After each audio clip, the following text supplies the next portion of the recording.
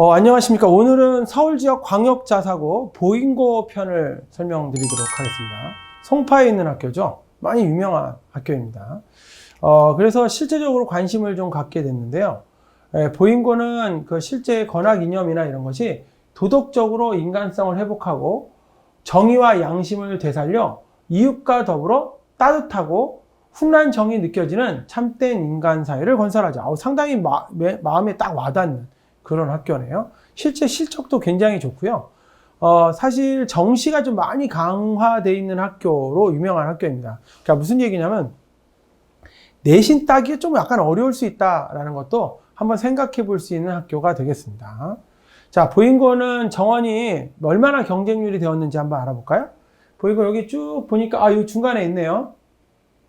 남자 330명 모집에 515명이 지원해서 156%의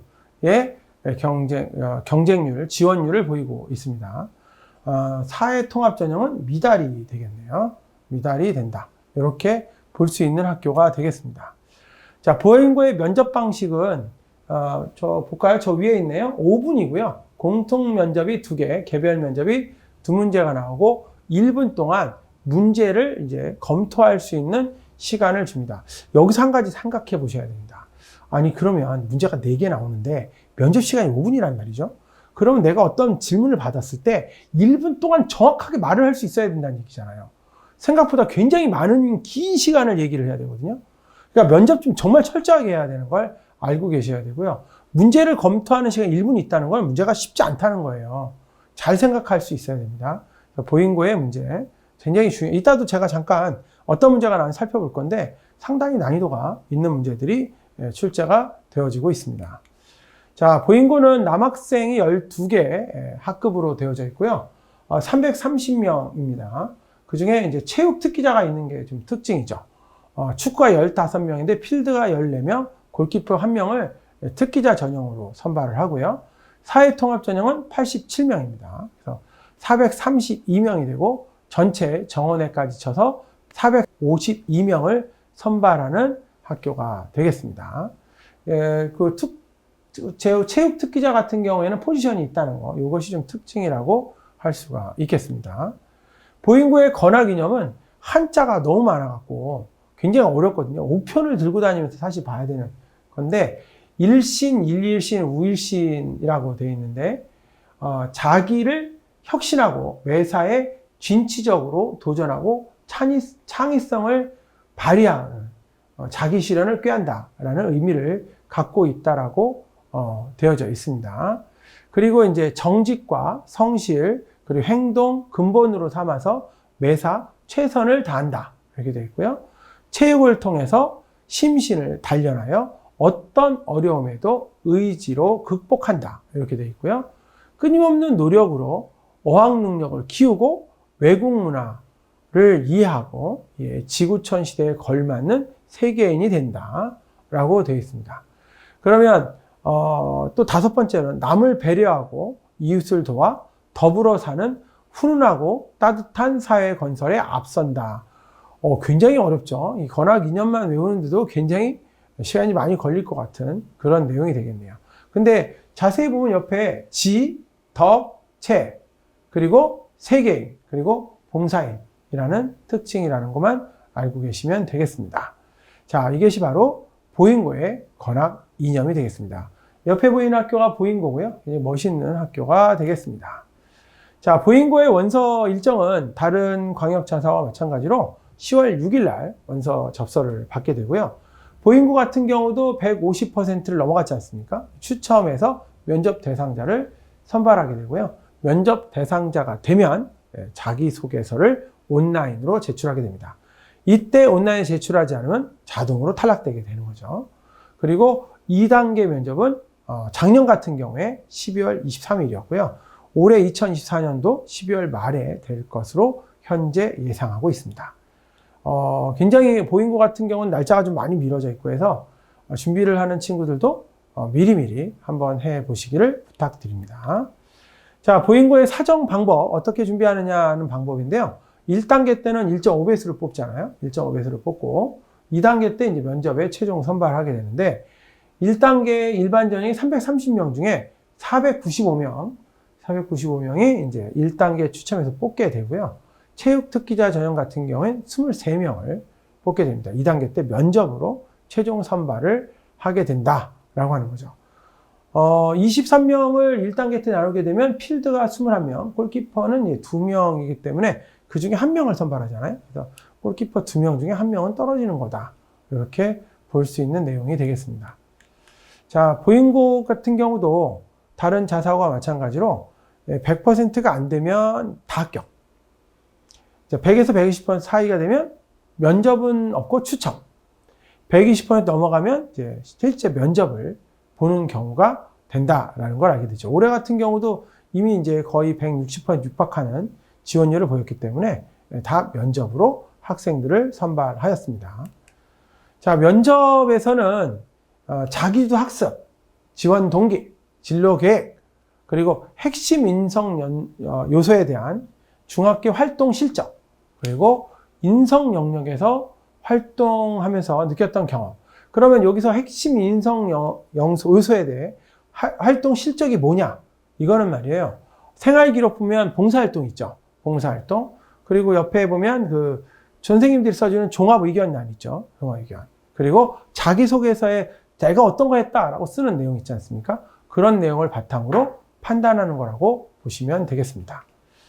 자, 마찬가지로 보잉고에서 자기소개서를 썼을 때 배제되는 사항에 대해서 한번 알아보겠습니다.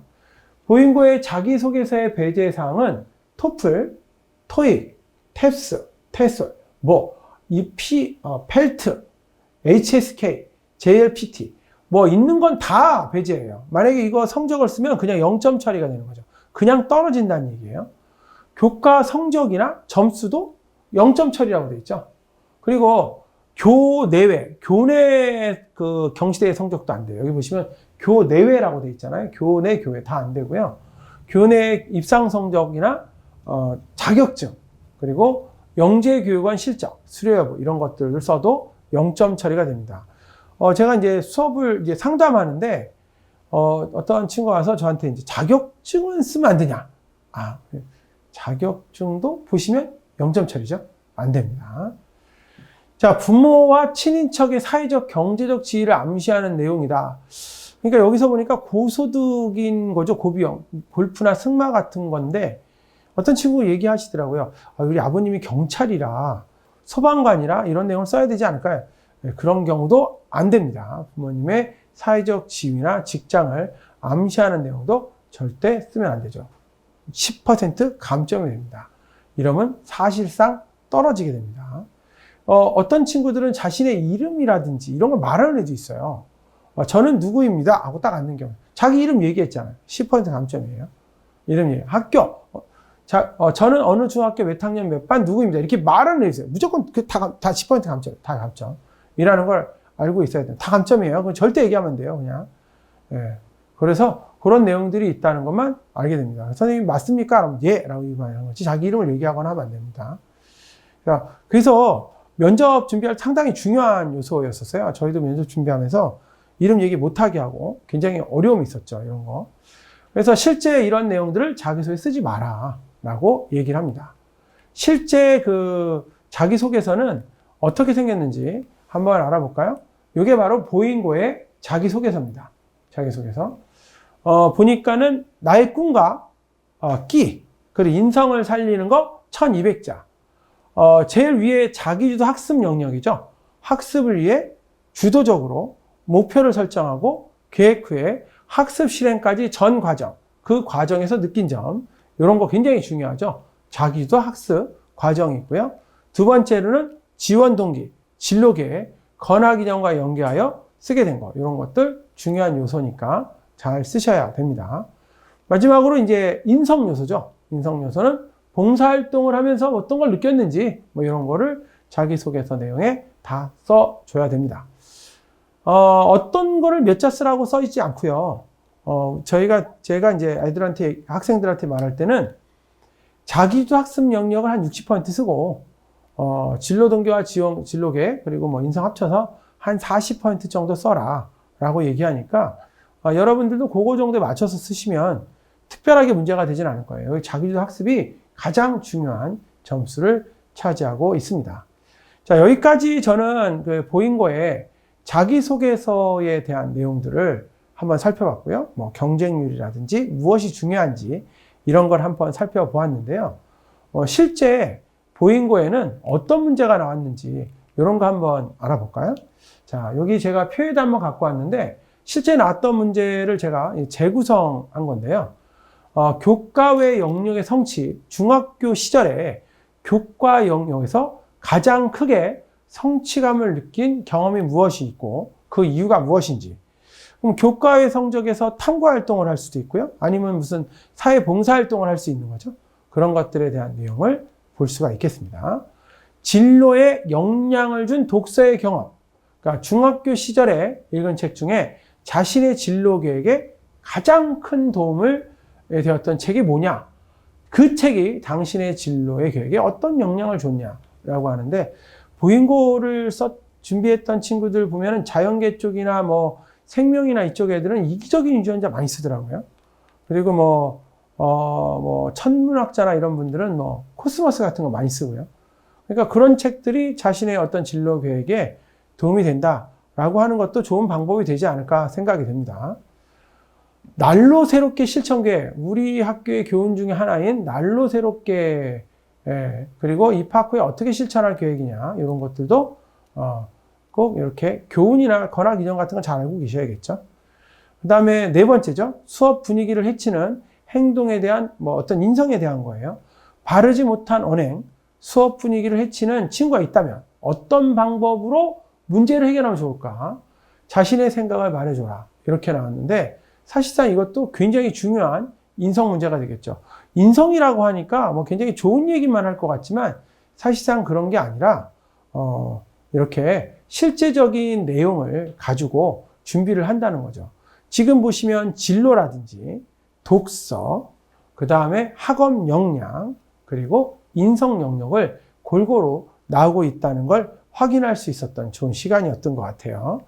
보인고의 이런 문제들을 바탕으로 실제 준비를 지금부터, 중3이라면 지금부터 준비를 한다면 좋은 성과가 나올 것이라고 예상을 합니다. 그럼 여러분 여기까지 마치도록 하겠습니다. 감사합니다.